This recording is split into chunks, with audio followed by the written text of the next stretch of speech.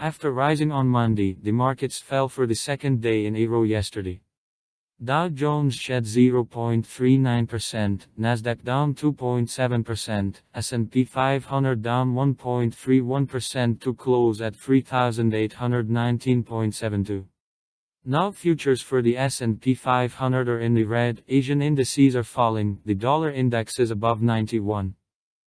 If there is no information about the Fed's decisive actions to respond to the growth in US bond yields, the fall may continue, and the lower border of the 3,800-3,900 trading range, at least, is tested.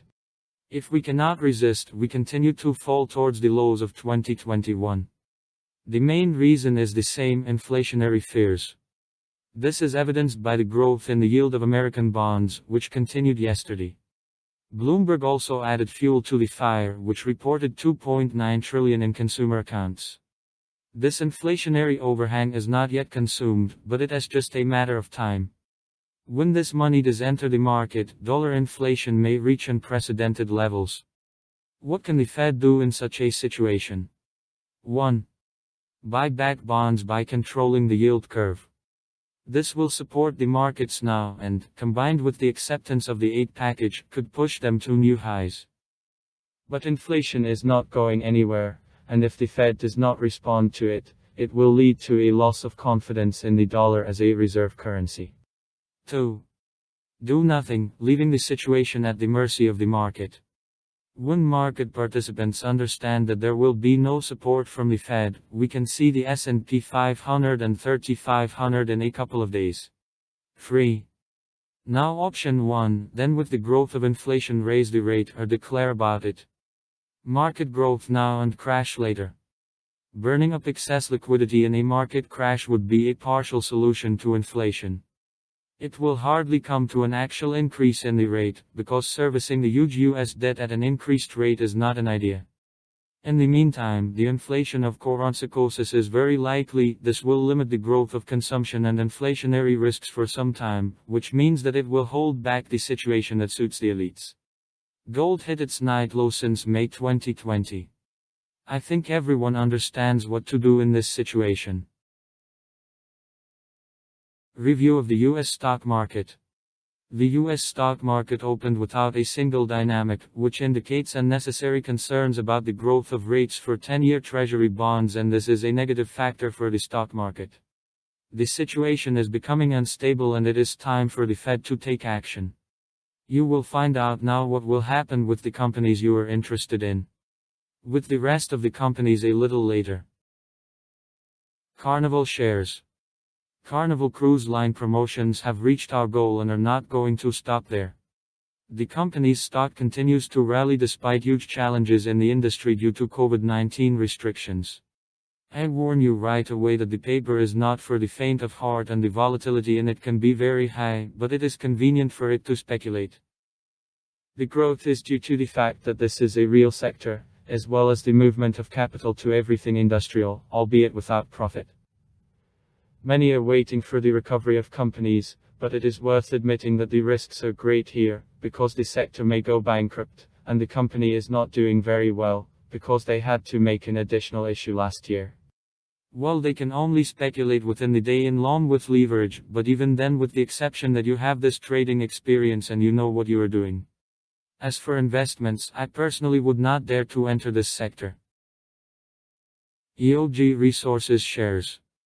I would also like to draw your attention to this glorious shale oil company. Our reader asked about it, and he himself named a number of significant fundamental factors that play in favor of adding this security to his portfolio. These are the factors themselves. According to Profinance, EOG has the lowest shale oil production costs. And in order to reach the break-even level, the company needs oil prices in the region of $36 per barrel. EOG operates in 6 separate shale basins, providing a higher degree of diversification than competitors operating in 1 or 2 basins. These are the fundamental factors that play a plus for this company, but here is my comment on the technical part of the analysis, namely on the basis of the price. Here's a monthly chart. The company had problems in the past, but now it is competitive and has every chance of breaking all-time highs. Now the price is moving in an uptrend, and right now, right today, you have the opportunity to enter here on a pullback. The price has reached the swing zone and continues to move upward. You can enter both speculatively with a stop loss below this swing zone and from an investment point of view. The technical side is favorable here and investors believe in this company, but you need to keep in mind that a lot can change, and therefore I recommend monitoring the fundamental background and soberly assessing what is happening to it. Spotify shares. Another hot company, but already from the category of the tech sector. I also warn you that there is an increased risk here. This company is included in the priority investment of the investment company ARK Invest, whose ETF we analyzed. But do not blindly idolize Katie Wood and assume that since she invested in this security, then we should do so too. It is necessary to have your own head on your shoulders in investments, and therefore we will analyze all the risks. On the monthly chart, two bearish pin bars are formed, and if it was on Amazon, Facebook or Apple shares, I would say not to pay attention and buy back their shares, but this is Spotify and they entered the stock exchange in 2018 without being able to open up to the maximum. What decision then should be made? I did not delve into the fundamentals of this company, but I know that Katie Wood's main strategy is to select the most promising companies, albeit with a huge risk, and therefore I would base my strategy on this fact. As long as uncertainty persists and huge risks persist, I advise you not to enter here. If the stocks start to fall, then they will become interesting. If they continue to rise now, then more interest will also appear in them. But now the best thing you can do is do absolutely nothing and wait for further developments with a note of tracking cases in this company. So far, the risks are too high. Forex market review for March 4th. The eurodollar is traded without a single dynamic, which speaks of uncertainty. We said that the price has reached the lower border of the channel and now the moment of truth begins. What is happening more specifically? I suggest looking at this review. Currency pair EUR/USD. Stock markets dropped yesterday on concerns that have risen right now. Inflationary expectations, the growth of 10-year Treasury bonds and much more hints that the holiday of life and stock euphoria should be turned off. Naturally, this also affects the foreign exchange markets, where the dollar begins to strengthen, because people go to the cash. My recommendation remains the same, but I must admit that the situation is critical. I always recommend forex trades with mathematical expectation, where the profit is greater than the risk, but there is always a negative scenario of knocking out a stop loss. Now it is there, and if we break through the lower trend line, then this will be not only a negative signal for the currency pair, but for the stock markets as well. USD/JPY currency pair. As I said earlier, the yen did not consider the resistance level important at all and simply broke through it with full confidence.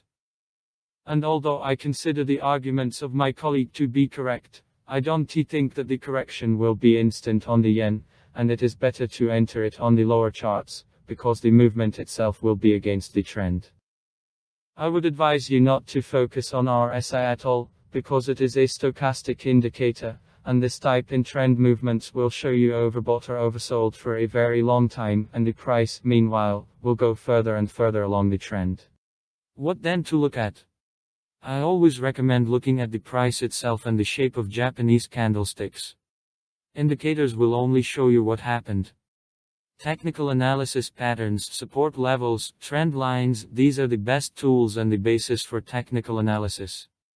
Indicators should be used last and only as an auxiliary, not as a main tool, but this is my personal opinion. According to the yen, growth is still capable of continuing to 108. But I recommend entering only on lower charts from small pullbacks. Review of commodity markets. While stock markets are hitting new highs and recovering from a series of panics on the exchange, commodity assets are also gaining attention. In this overview, you will find answers to questions about what is happening in a number of commodity assets. Natural gas. The current gas picture is heading in our direction. The forecast goes in our direction and the price moved up to renew the maximums. Nothing can be done here and I do not recommend interfering with the trading process here. If you entered the gas long, then you shouldn't worry too much.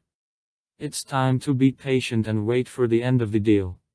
The mathematical ratio is on our side here, and we will take at least twice as much as our potential loss, and this is just an excellent ratio.